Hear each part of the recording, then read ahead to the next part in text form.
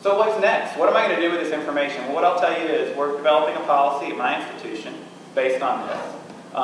We're going to propose as a task force nationally a practice standard that may or may not impact how every one of us in this room receives anesthesia and how I, as an anesthesia provider, administer the anesthesia based on this information. There is huge implications financially, obviously, but I need to do a formal cost-benefit analysis to figure out if it's really worth it. A formal cost-benefit, not just a few numbers in a calculator, but formally look at it and see if it's really worth using this thing. So how about you? What I would encourage you all to do, if you're thinking about it, is a clinical problem. Everybody think for a second what they do clinically, what they do in their professional practice. You may have a clinical problem that you pick up a journal 6 months ago and you read an article and you go, man, that makes sense, I'm going to change my practice. And then 6 months later you get a journal and you say, well gosh, it's totally opposite of what this thing just told me to do. It may be something that just came on the market, a new technique, a new therapy, a new whatever that's just been written about. It may be something you've been doing for 25 years and you have no idea why you're doing it, right? And so if that comes up in your mind and you say, hey, I need to get some answers to this, a systematic review is probably, in my opinion, the best way to determine those answers. At least it'll give you the most exhaustive, up-to-date information by the day you finish it. Any questions about my stuff? Yes, sir. So when you started this review, you probably started with, like you do any experiment where you have a hypothesis, right, and, a null hypothesis. The null, I guess, would be that there is no difference, right, in using this technology versus something else. Right. And so you did the study, and you came out to 3 minutes and 47 seconds. Right. And then you went on and calculated actual costs, right, of that. But I'm wondering if anybody, when this was reviewed by JBI, brought up the point that that number was not statistically significant. They did, absolutely. When you apply that, that means that, well, there is no difference. So that 347 is just due to chance based on the samples that absolutely. Had. So how did you go about arguing that point? And I knew that would be an area, both from JBI and from once this is out there and people read it, they're going to say exactly what you said. Well, it's not statistically significant. It could have happened as much by chance as it did because of this technology, right? I mean, that I think is kind of the meat of your question. So, how you would interpret the statistics. Right. And so I would argue that, yes, in pure statistical terms, you are absolutely correct.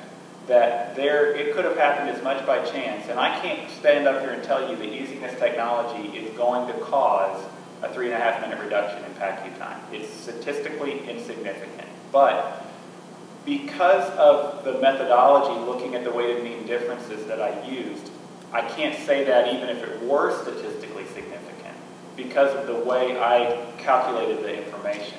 What I can say is there's lots and lots of things that lead to, in my example, the reason why you go home from PACU. Maybe there's not a hospital bed for you to go in.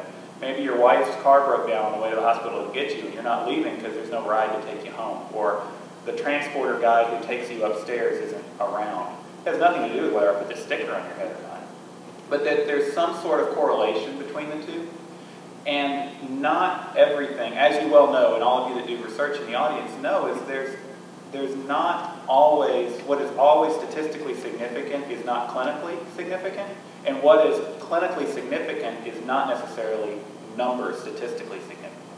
So I'm kind of talking around in circles to answer your question. I can't tell you that it's going to reduce or not reduce. What I can say is it's statistically insignificant, but clinically, based on my sample size of 12,000 some odd patients that ultimately were included in my review, that there is a 3.5-minute reduction.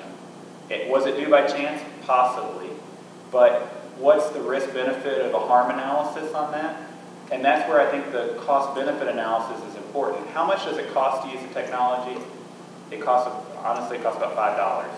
And I can save about $38 per patient minus the $5 it costs to put the thing on. There's zero training. It's not rocket science to use it. So it's about $33 a patient. So does that mean something clinically? I don't know. I would hope so, but I don't know for sure. But you're exactly right. If you think of it in a null hypothesis and disproving or proving your hypothesis, I can't tell you that it's not by chance alone. that answer your, sort of? Yeah, I also saw that, I don't know if it was the JBI software or the RevMan. I don't think it was the RevMan. No. You had confidence intervals, you had the graph, and it looked like that there was only one study where you calculated the confidence intervals, but it looked like there was only one study that didn't cross 0.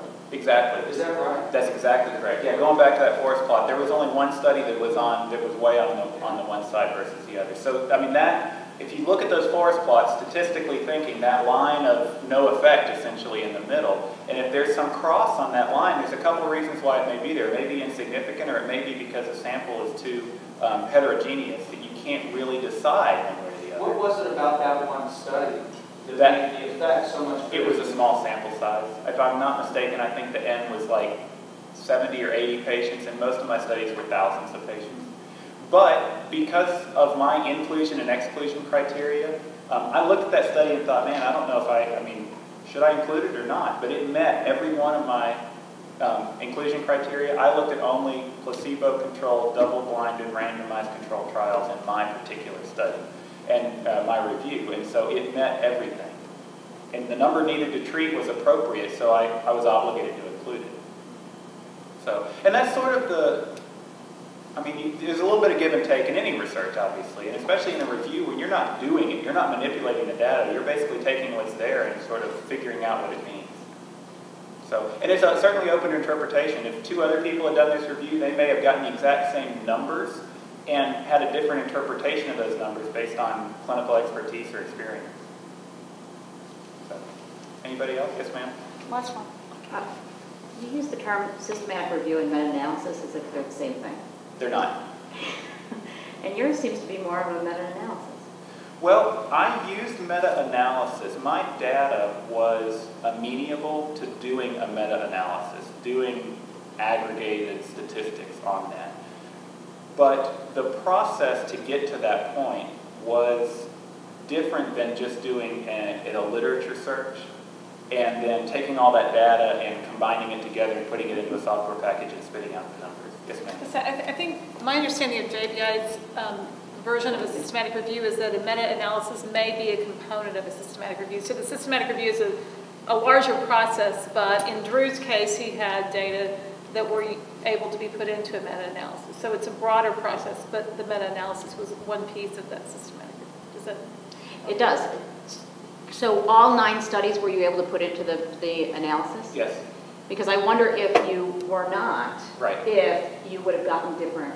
Had I it was not, just a truly a pure systematic review, right, if you would have come to different conclusions. And it may be easier once Debbie presents her piece, and I'm taking up a lot of her time and I don't mean to, but not all systematic reviews are able to undergo a pure statistical, Mine is more quantitative, typical of what you're looking at. Meta-analysis where you actually look at hard crunching the numbers. It's where you get those numbers from that makes a systematic review different than a pure meta-analysis. As Susan pointed out, meta-analysis is a piece of the systematic review process. And the systematic review is just that, it's a process. It's peer-reviewed at 2 different steps.